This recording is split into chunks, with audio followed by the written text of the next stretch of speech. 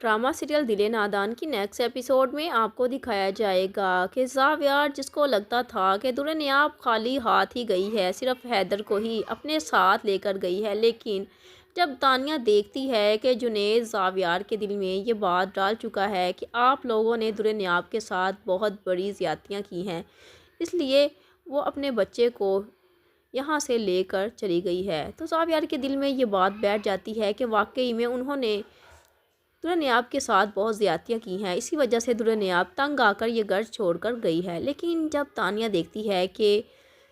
ज़ावियार के दिल में सॉफ्ट कॉर्नर पैदा हो रहा है दुल्हनियाब के लिए, तो वो इस बात को गलत साबित करने के लिए दुल्हनियाब के कमरे में जाती है और वहाँ से ज्वेलरी और कैश गायब करवा देती है और जमीला को कहती है कि ये कैश और ज्वेलरी तुम रख लो, हो सके तो इस सेट को तुम सेल कर दो और डिब्बा कहीं दूर जाकर फेंक देना ताकि किसी भी घर वाले की नज़र इस पर ना पड़े। और ये बात याद रखना कि अगर इस बात का किसी भी घर वाले को इल्म हुआ तो अगर तुम फंसोगी तो मैं भी तुम्हारे साथ ही फंसूंगी,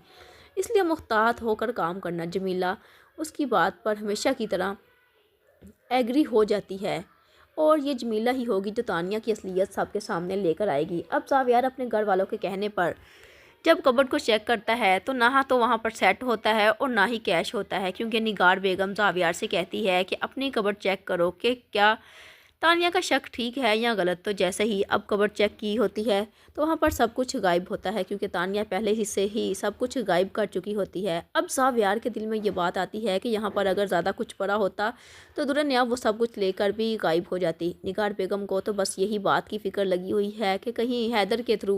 दुल्हनियाब हमसे हमारी प्रॉपर्टी ही अपने नाम ना करवा ले, लेकिन वो ये नहीं जानती कि दुल्हनियाब को उनकी प्रॉपर्टी की नहीं बल्कि अपने बेटे की अशद ज़रूरत है, क्योंकि शोहर तो उसका रहा ही नहीं। निगार बेगम ने दुल्हनियाब के साथ बहुत ज़्यादा जुल्म किए हैं और उनको उनके किए की सज़ा भी बहुत जल्द मिल जाएगी। और उनके सामने जब तानिया की असलियत आएगी, जिसको वो बहुत अच्छा समझती है, ये तानिया तो सिर्फ़ और सिर्फ ज़ावियार की खातिर सब कुछ कर रही है, लेकिन ज़ावियार तो फिर भी उसको नहीं मिलेगा। जबकि दूसरी जानिब तानिया को ये मौका मिल जाएगा कि ज़ावियार के सामने वो इस बात को साबित कर देगी कि जुनैद और दुल्हनियाब का आपस में अफेयर चल रहा है और जुनैद ने ही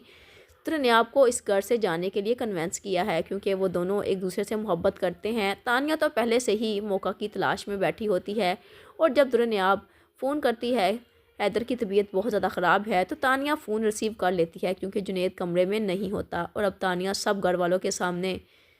फिर से दुल्हनियाब के किरदार पर एक दफ़ा उंगली उठाने वाली है। दुल्हनियाब जो कि बेकसूर होने की वजह से सबके जुल्म सितम बर्दाश्त करती रही और अब उसकी बर्दाश्त करने की सलाहियत भी ख़त्म हो चुकी होती है, इसलिए वो फ़ैसला कर लेती है कि वो इस घर में रुकेगी ही नहीं। हालांकि जुनैद ने तो उसको समझाने की कोशिश भी की थी, लेकिन दुल्हनियाब जुनैद से कह देती है कि मुझे इस घर में नहीं रहना, क्योंकि मुझे इस घर में अपने ही बेटे से दूर रखा जा रहा है। अब ज़ावियार को भी इस बात पर यकीन हो जाएगा कि जुनैद भी दुल्हनियाब से मोहब्बत करता है और पहले भी तानिया बार बार ज़ावियार के दिल में इसके लिए शक डाल चुकी होती है।